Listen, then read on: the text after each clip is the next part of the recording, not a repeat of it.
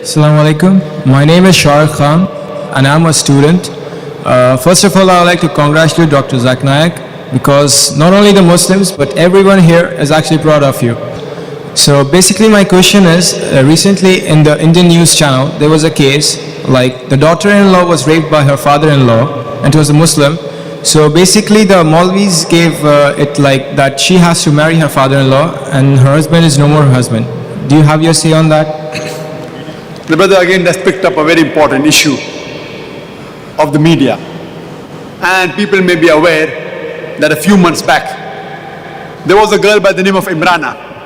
She was raped by her father-in-law, and the fatwa was given by the majority of the Indian scholars, ulmas, and one Darul Ulum gave the fatwa that because she was raped by the father-in-law, she cannot go back to her husband. She is haram for her husband. Now the moment the media finds something which is interesting and can malign Islam, they pick it up and they blow it out of proportion as though there's nothing else in Islam but this issue.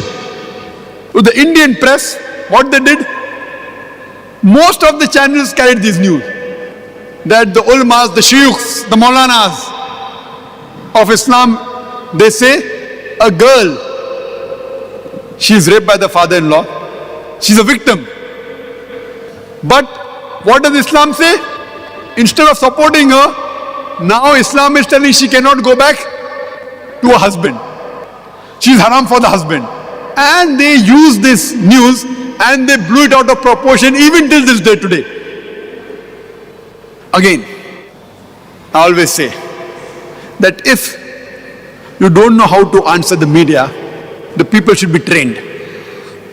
And later on, after a few weeks, there were some other Muslim scholars who said, no, she is not haram for the husband, she can go to her husband. Whoever is giving fatwa that she is haram for the husband is wrong. We are fighting like cats and dogs in front of the non-Muslims. We are washing our dirty linen in public. The joke is that both the groups of scholars are quoting the same verse of the Quran to give a fatwa. The group of scholars who say that she is haram for the husband, they are quoting a verse from the Quran from Surah Nisa, chapter number 4, verse number 22, which says that you cannot do nikah with the woman who your father has done nikah with. Now in Arabic, nikah has got two meanings. One meaning is marriage and the other meaning is sexual intercourse. And you ask any Arab who is well versed with Arabic, he'll tell you yes, nikah has got two meanings. One is marriage, the other is sexual intercourse.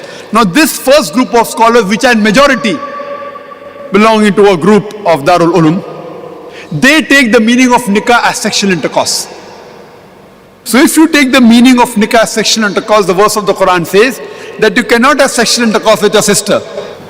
You cannot have sexual intercourse with your paternal auntie, with your maternal auntie, and you cannot have sexual intercourse with that woman who has had sexual intercourse with your father. So based on this, they say that father did sexual intercourse with the woman, now that woman cannot do sexual intercourse with the son, therefore the husband becomes haram. The other group is fighting, no, it is nikah, and we are fighting like cats and dogs. We should use a hikmah in replying. Point number one. What happened with Imrana was not sexual intercourse, it was zina bil jabr, rape. There's a difference between rape and sexual intercourse. And rape is not called nikah in Arabic. Point number one. That answers. No, you're playing with words, it is the same. No problem.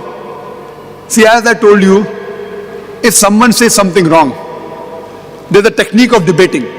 If someone says 2 plus 2 is equal to 5, instead of arguing, I will say, okay, take 200,000 dirhams, take 200,000 dirhams, now give me 500,000 dirhams. He said, no.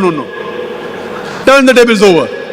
So when I was asked this question, I told that I agree with you for sake of argument, that nikah means sexual intercourse. So the verse of the Quran would read that you cannot have sexual intercourse with your sister, with your paternal auntie, with your maternal auntie, and with the woman who has had sexual intercourse with your father. That means Quran gives permission, you can have sexual intercourse with your neighbor woman, with the woman on the street. They said, no. I said, why? If you mean nikah means sexual intercourse, so Quran says don't do sexual intercourse with your sister, with your paternal auntie, maternal auntie, and the woman who your father had intercourse with. But you can have sexual intercourse with the neighbor woman, with the woman on the street, and the answer is no. So the right meaning is nikah means marriage, which reads you cannot marry your sister, you cannot marry your paternal auntie, your maternal auntie, and you cannot marry the woman that has married your father. But surely you can marry the neighboring woman. You can marry the woman on the street. So with hikmah, without fighting who is right, you give this, and no ulama will ever say that you can do sexual intercourse, zina, with a girl on the street. So use your hikmah and the problem is solved. But unfortunately we are fighting like cats and dogs in front of the media and making a mockery of Islam. Hope that answers the question. Thank you very much, sir.